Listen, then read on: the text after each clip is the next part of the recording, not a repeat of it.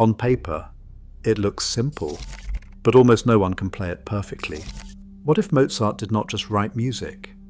What if he broke the limit of what music could be? Why does Mozart's music sound so perfect? Why have no composers truly matched him since? And is there really something like a Mozart curse? The opening bars of Symphony No. 40 offer a single, winding line, stepwise, almost childlike, yet every note lands with a sense of inevitability. There is no clutter, no wasted motion. It is a 5-note cell, repeated and reshaped, each step following the last, as if it could not be any other way. Yet underneath that surface, tiny leaps resolve inward, pulling the listener along a path that feels both obvious and mysterious. The same logic plays out in his operas. In Don Giovanni, a fragment of melody can switch from playful to tragic in a single phrase. The drama is not just in the words, but in the way the music turns one step, a leap, a sigh.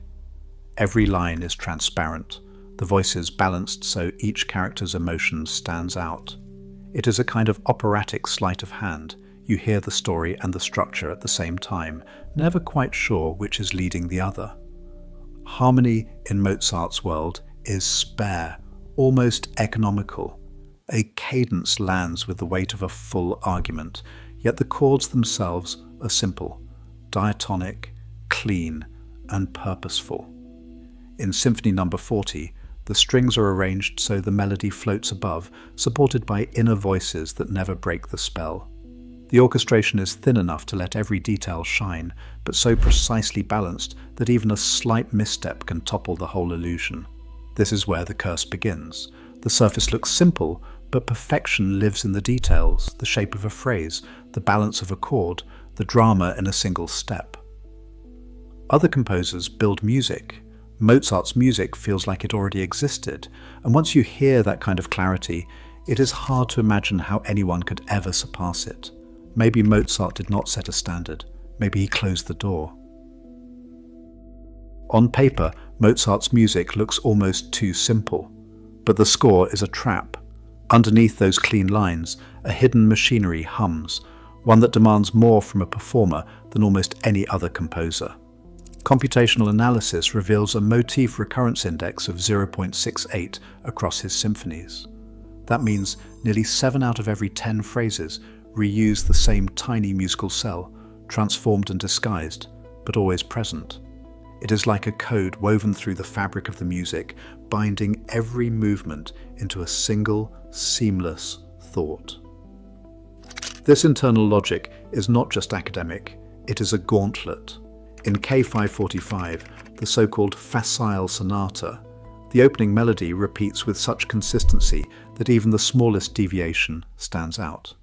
Pianists must shape each microphrase, sometimes as brief as a single beat, without any guidance from the score. The notation offers almost no clues. There are barely any dynamic markings, no explicit phrasing, only the expectation that every note will breathe with natural speech. The performer has to find the pulse inside the silence, to shade the line with invisible crescendos and diminuendos that are not written, but are always felt. The challenge deepens with tempo. Studies of K545 show a tempo variance of plus or minus 15% across professional recordings. Even among the best, there is no consensus. Too slow, and the music loses its sparkle. Too fast, and the balance collapses. The pianist walks a tightrope, forced to make 100 tiny decisions that the score never spells out. This is why Mozart's perfection is measurable. Motif recurrence, tonal clarity, and the razor-thin margin for error create a kind of musical gravity. Every detail matters. The closer you look, the more you realize what seems effortless is in fact a hidden test, a yardstick that exposes the performer's every weakness. He did not just create music, he defined what perfection sounds like. He broke the frame instead. The first movement of his Eroica Symphony doesn't just stretch the sonata form, it explodes it. The development section alone can last nearly 20 minutes, dwarfing entire Mozart symphonies. Here, the music isn't about symmetry or clarity, it's about force, expansion, and the sheer will to push every idea as far as it can go. Motives are hammered, twisted, and thrown across the orchestra. Dynamics swing from the softest whispers to triple forte blasts in a matter of seconds. Beethoven's answer to Mozart's perfection is to go deeper, louder, faster, to make music that feels like a struggle against the limits themselves. As one conductor put it, if Mozart's music is a perfectly cut diamond, Beethoven's is a mountain being moved by hand.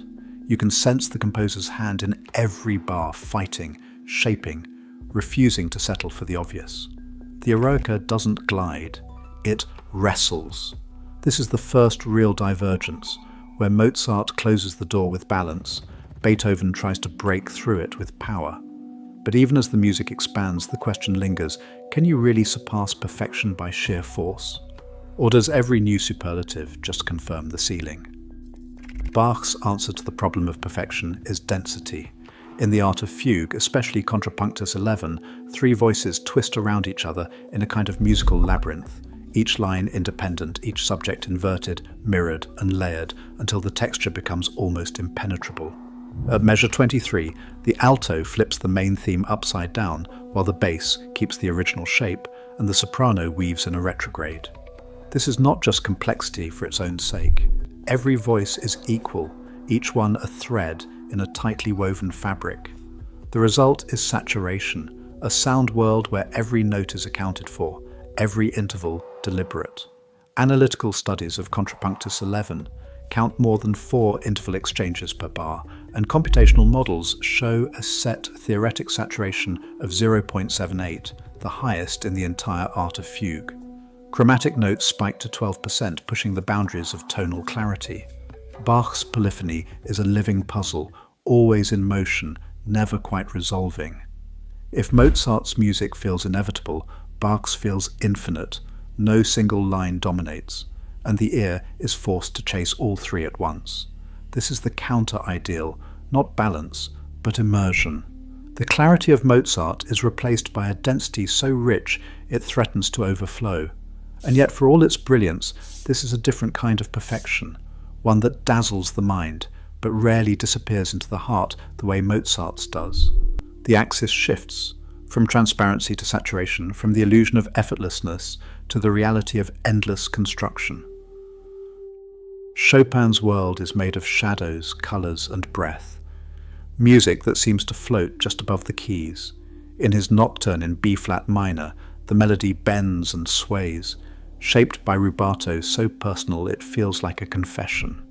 The left hand blurs with pedal, painting a haze behind every phrase, while the right hand lingers, stretching time without ever losing the pulse. Listen closely, and you hear a kind of freedom. Phrases that hesitate, then rush forward, as if the music itself is deciding what comes next. But even as Chopin pours emotion into every bar, something remains just out of reach. The structure is softer, the boundaries looser, and the sense of inevitability so present in Mozart is replaced by a flickering uncertainty. Pianists talk about Chopin's color, the way a single note can shimmer or sigh depending on the touch. Yet, for all its beauty, his music circles around an absence. The balance that defines Mozart is missing. The music is always searching, never quite settling. A famous line haunts the Romantic generation. Maybe Mozart didn't set a standard. Maybe he closed the door. Chopin's nocturnes are full of longing, but the door to that perfect balance stays shut. He can color outside the lines, slow the heartbeat of a phrase, even dissolve the bar lines with pedal and rubato, but he can't erase the fact that the room he wants to enter is already complete. The curse isn't just about perfection. It is about knowing that, for all the colors you can invent, the outline was drawn long before you arrived. 92% of piano majors worldwide must perform his so-called Easy Sonata, K545, before they can even graduate. The same piece that tricks beginners with its clean, open melody becomes a rite of passage, a silent test of balance, touch, and restraint.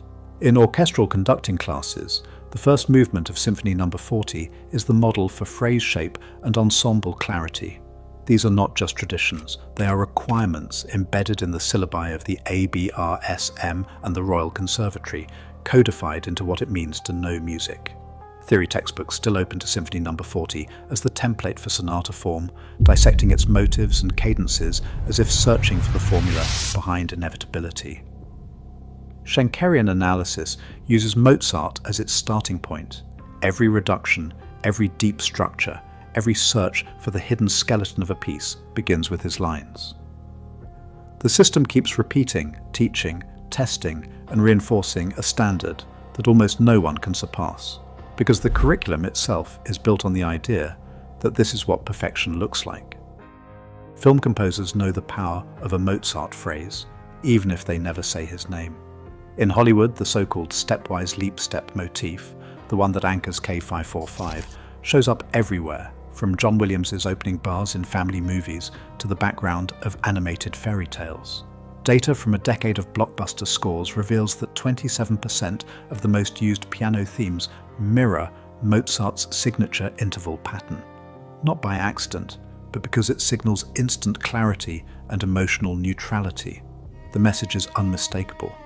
When a film wants to conjure innocence, order, or a sense of fate, it borrows Mozart's grammar. His melodic blueprint has become a kind of cultural brand, so embedded that global audiences recognize it without ever naming it. The Mozart sound is no longer just a concert hall ideal.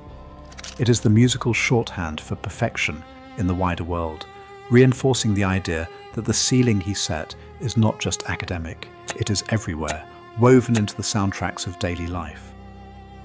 Other composers build music. Mozart's music feels like it already existed. Today, perfection in composition still means chasing a shadow cast over 2 centuries ago. Maybe Mozart didn't set a standard, maybe he closed the door. And once you hear that, you can't help but listen differently. What do you think?